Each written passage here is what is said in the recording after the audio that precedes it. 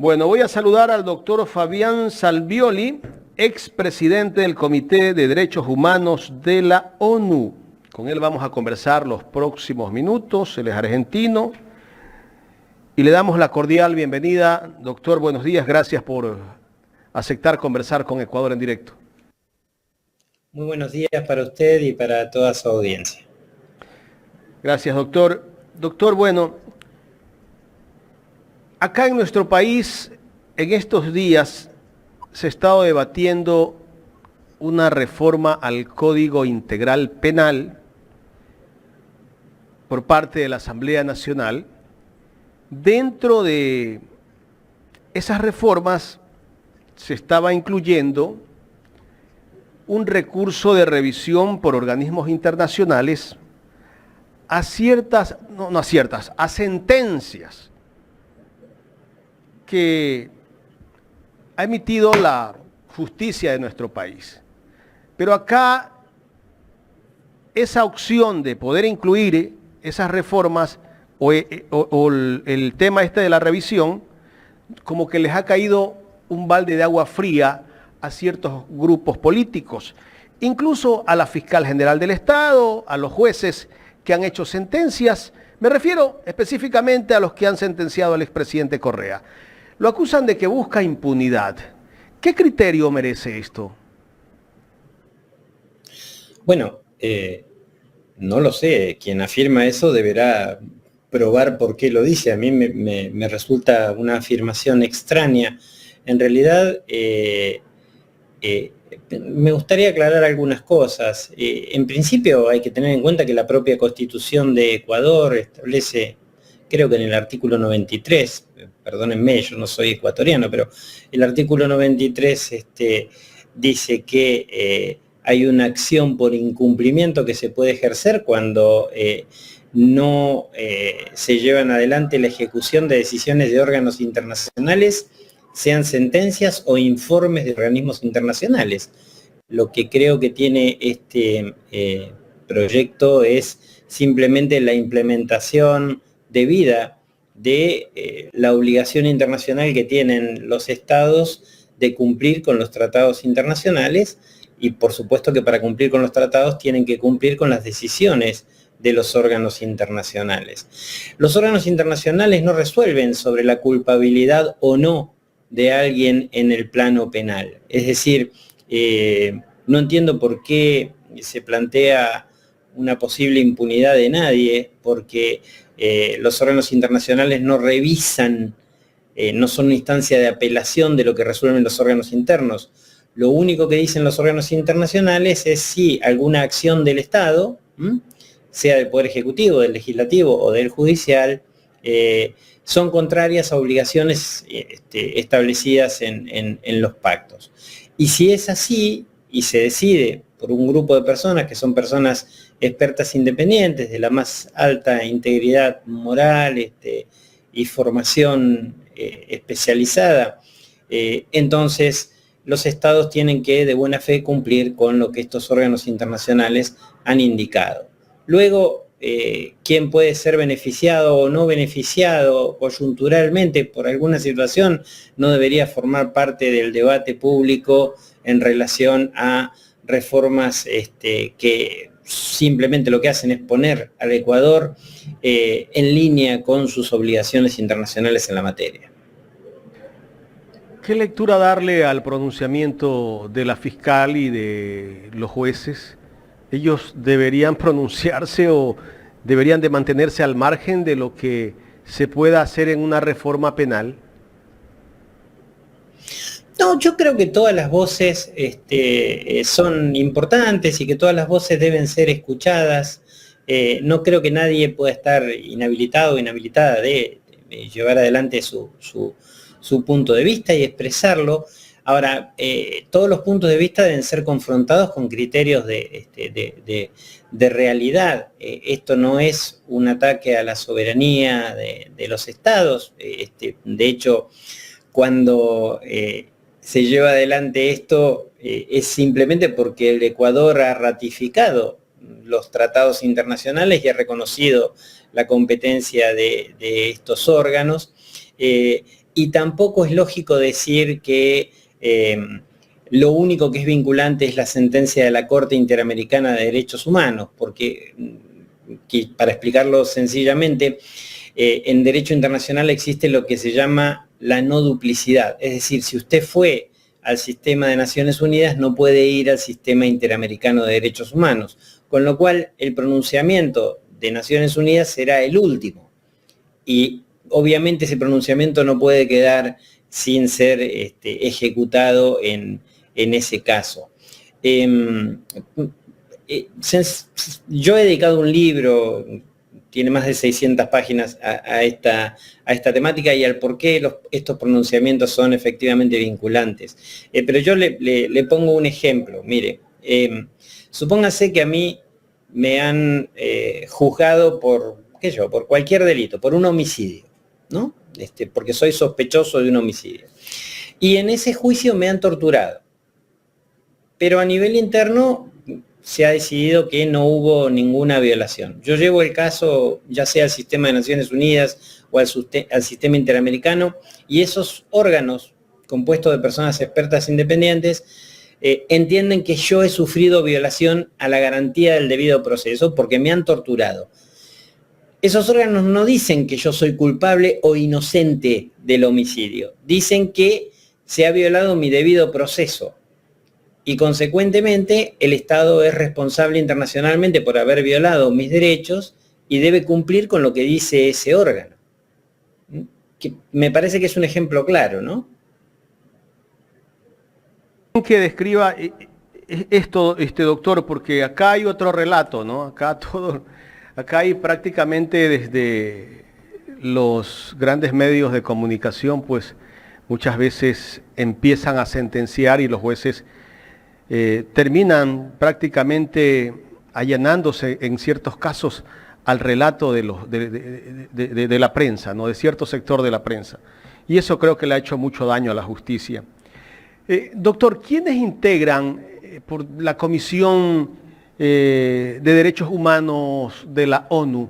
¿Y quiénes son? ¿De qué países son? ¿Son personas que tienen de pronto amistades con políticos? Porque acá nos han hecho creer que puede ser que ellos tengan amistades con políticos. Mire, en primer lugar, le digo que los propios jueces acuden al sistema internacional. Hay casos de jueces y juezas de distintos países que acuden a la Comisión Interamericana de Derechos Humanos o al Comité de Derechos Humanos de Naciones Unidas. Es decir, son también beneficiarios del sistema internacional, como toda persona. Toda persona tiene derecho a la tutela internacional conforme a los tratados internacionales, sean quienes sean esas personas. Ahora bien, ¿quiénes integran los órganos? Mire, por supuesto siempre puede haber mejores o peores profesionales, como en todo espacio humano, ¿verdad? Yo le puedo decir, desde mi experiencia, yo formé parte 8 años del Comité de Derechos Humanos de Naciones Unidas, que el nivel de profesionalidad, de experticia, de imparcialidad, de idoneidad, de integridad moral de esas personas, a mí me da un poco de pudor decirlo porque yo formé parte, ¿verdad? Me sería más fácil si yo no hubiese formado parte, pero es altísimo, sinceramente es del más absoluto y amplio nivel. Se toman decisiones en relación a todos los estados, se han condenado a estados tales como Venezuela o como la Federación Rusa o como el Reino Unido o como Dinamarca o como Suecia, en fin. Es muy difícil indicar de que esos órganos están politizados porque no lo están. No lo están. Y además las decisiones son razonadas, son fundamentadas, son conforme a derecho.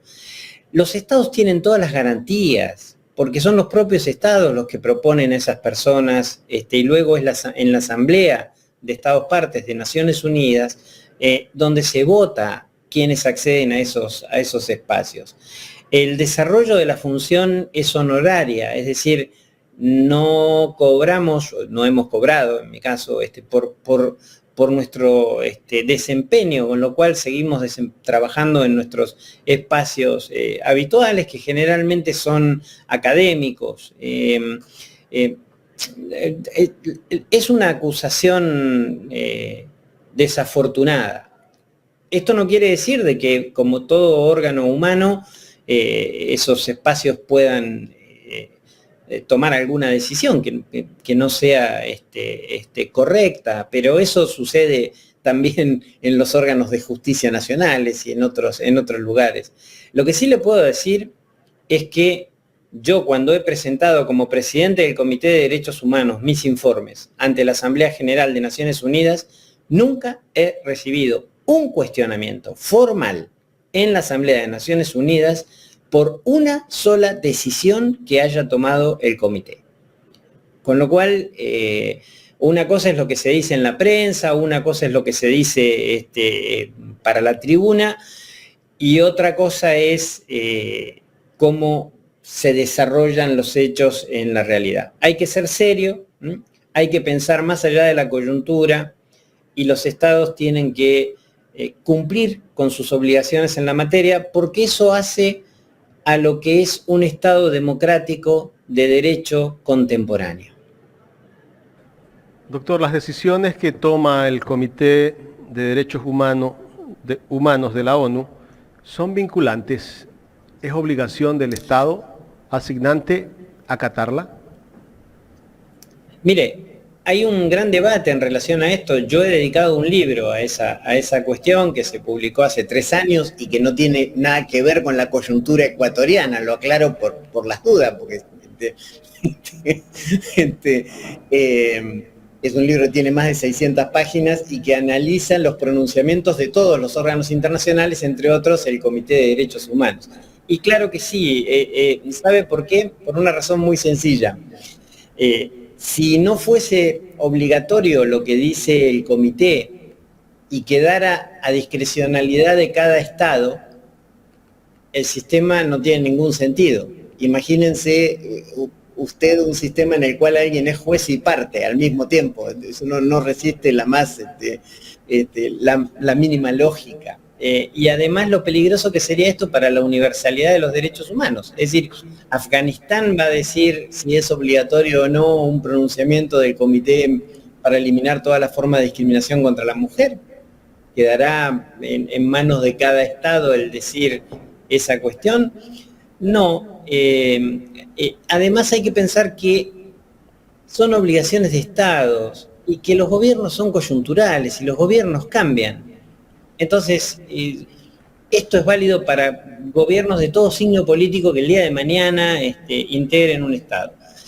Si se dice que el tratado es obligatorio, pero que no es obligatorio lo que dice el órgano de expertos y expertas que ha creado el tratado, lo que se hace es vaciar de contenido al tratado en sí mismo.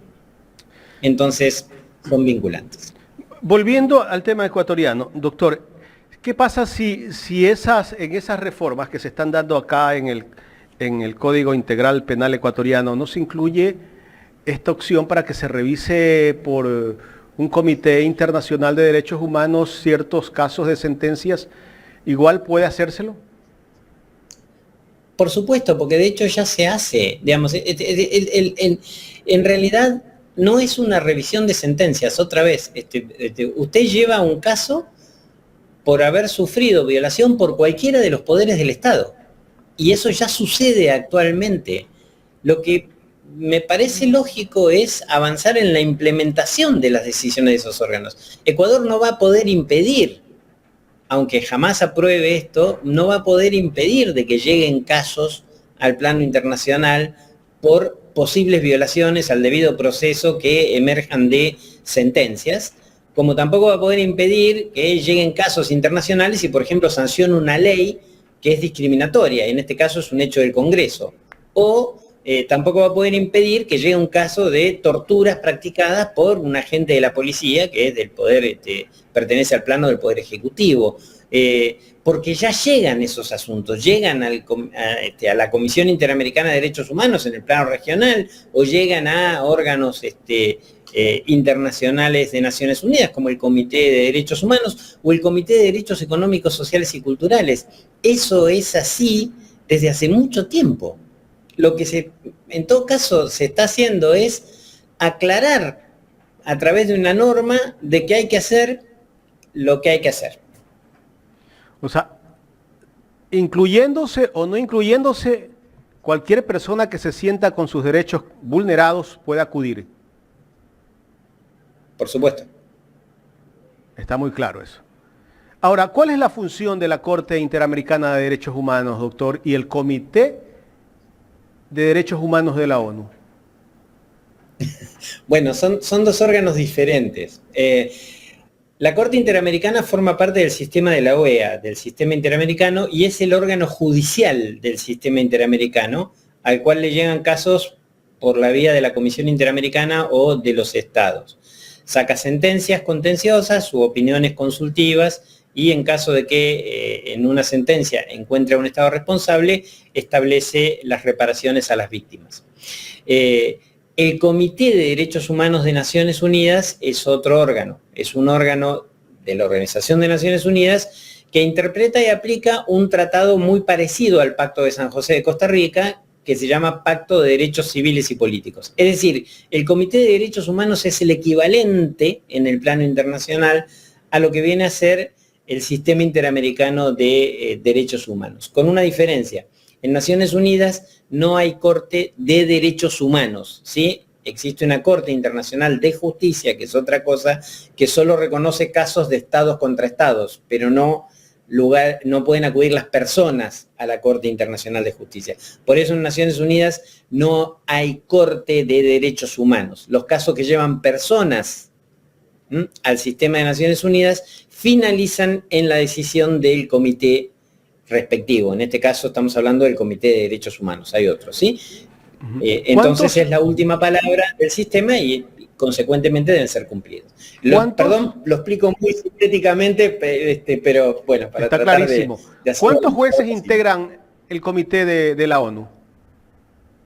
El Comité de Derechos Humanos está compuesto por 18 especialistas, 18 personas que provienen de distintos países. Ahora, yo le digo, yo accedí en su momento al comité con poco más de 40 años y yo quedé absolutamente deslumbrado por la calidad y la expertise de las personas con quienes pude compartir ese espacio. Para mí eran los libros, son las personas con las cuales uno ha estudiado derecho internacional en términos generales. Por eso me parece que banalizar la composición de esos órganos es un error. Siempre pueden ser mejorados, siempre tienen cosas a corregir, a reformar en sus métodos de trabajo, etcétera, etcétera, pero el nivel en general que tienen estos órganos es muy alto, es de mucha expertise, y además la composición tan heterogénea impide de que haya posibles manipulaciones políticas, porque son personas provenientes de sistemas jurídicos de todo el mundo. Los tiempos. Para una persona que presenta un caso de revisión en este contexto, doctor, ¿por qué se demoran tanto tiempo? ¿Cuánto es el mínimo que puede demorar un caso que sea revisado por el Comité de Derechos Humanos de la ONU y por la Corte de Derechos Humanos? Ok, bueno, en el sistema interamericano, la Comisión Interamericana ha sido víctima de su propio éxito, digamos, al haber sido un órgano muy, muy eficaz. Hoy se acude mucho al sistema internacional, al sistema interamericano de derechos humanos, y la Comisión suele tener un retardo importante en el número de casos.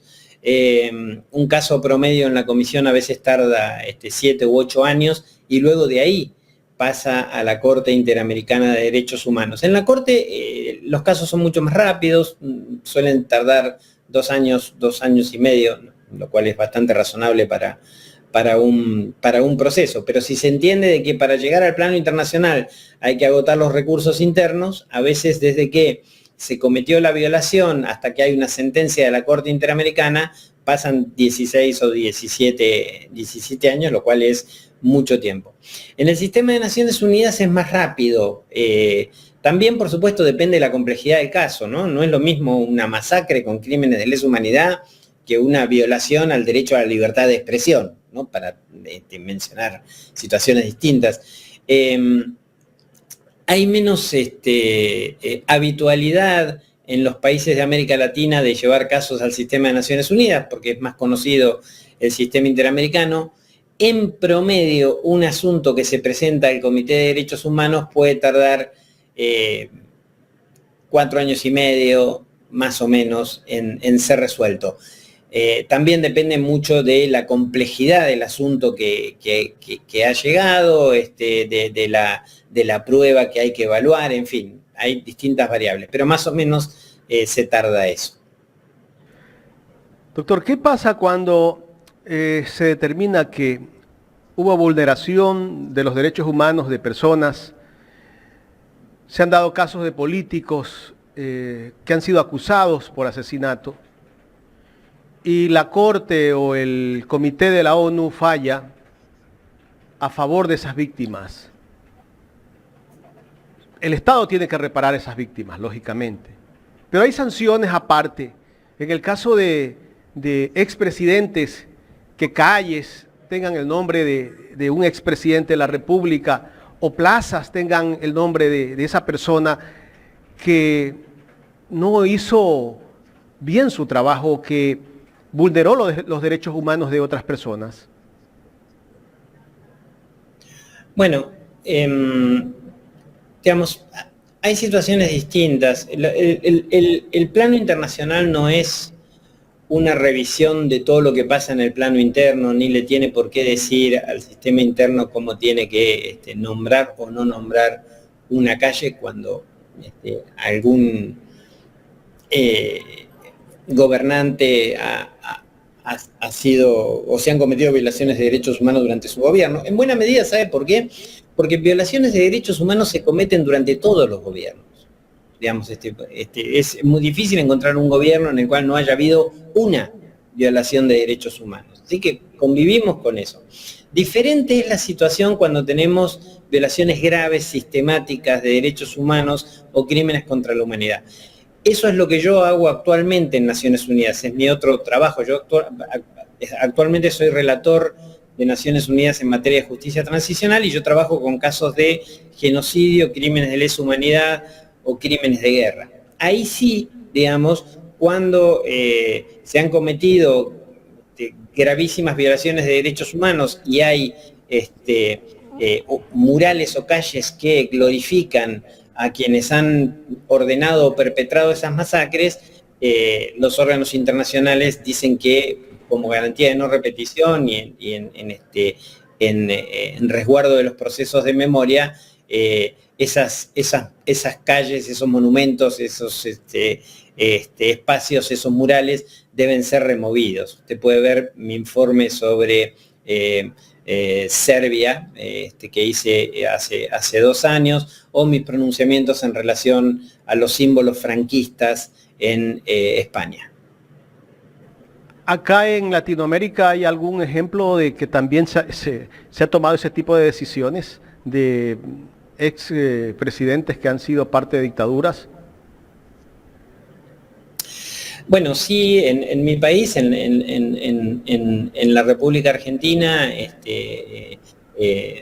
se han indicado cuestiones relativas a procesos de memoria y por supuesto a la imposibilidad de glorificar a quienes han estado directamente vinculados a crímenes de lesa humanidad. Doctor, quiero agradecerle por su tiempo. Es interesante conversar del tema de los derechos humanos. Ojalá podamos conversar en otra ocasión de otros temas. Yo le agradezco muchísimo a usted y quiero señalar de que esta es mi posición independientemente de quién gobierne, de quién no gobierne, quiénes estén en la oposición o quiénes no estén en la oposición. Sostengo estas ideas desde hace más de 35 años y han sido siempre las mismas, independientemente de las coyunturas políticas. Víctor Rodríguez, la semana pasada que lo entrevistaba, usted lo debe conocer, ¿no? Él Un decía, querido amigo. si los jueces y fiscales fallaron en derecho, tienen que dormir tranquilos si hay una revisión de ciertos casos. ¿Por qué tienen que preocuparse?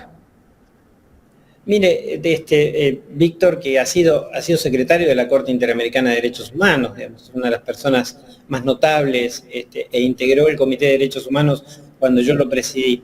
Y es alguien a quien yo quiero y respeto mucho. Tiene toda la razón del mundo, pero si me permite un segundo, Sí. solo para adicionar, es que lo importante no es el orden internacional, sinceramente. Lo importante es que a nivel interno se apliquen los estándares internacionales. Y por eso es importante la capacitación de jueces y juezas para que así sea. Cuando se aplican los estándares internacionales, se acabaron los problemas porque no habrá casos internacionales, o si hay casos internacionales, los órganos internacionales van a decir que el Estado tenía razón. Así de sencillo. Y otra cosa que decía él finalmente, se refería acá al caso de Ecuador, que un fiscal no tiene por qué salir a exponer los casos ante la prensa. Debe actuar de otra manera, de manera muy profesional, técnica. Porque en el momento que expones los casos ya estás prejuzgando, ¿no? Y comienzan a sacar los medios y a sentenciar, a hacer linchamiento mediático de la persona. ¿Usted comparte eso? Sí, digamos, más allá de que a mí no me gusta opinar tan concretamente sobre cuestiones de la política interna de los países, a mí me parece que a mayor envergadura del espacio que ocupamos, más prudente debe ser nuestro uso de la palabra. Esto es, para mí, cuanto más poder tenemos, más restricción debemos tener, y no al revés. Yo he sido director de un colegio en mi ciudad, y por supuesto que como director de un colegio no podía ir a un bar una noche y emborracharme. En cambio, si no hubiese sido director del colegio, pues bueno, podría haberlo hecho sin tanta consecuencia, ¿no? Digamos, creo que a mayor privilegio, mayor responsabilidad. Lamentablemente, en nuestros países se suele actuar al revés, ¿no? Doctor, quiero agradecerle, ahora sí, por su tiempo, para conversar con nosotros aquí en Ecuador en Directo. Le agradezco mucho a usted y por la manera en que ha llevado la entrevista. Creo que dialógicamente es como las cosas salen mejor. Le mando un abrazo. Gracias al doctor Fabián Salvioli, expresidente del Comité de Derechos Humanos de la ONU, conversando con nosotros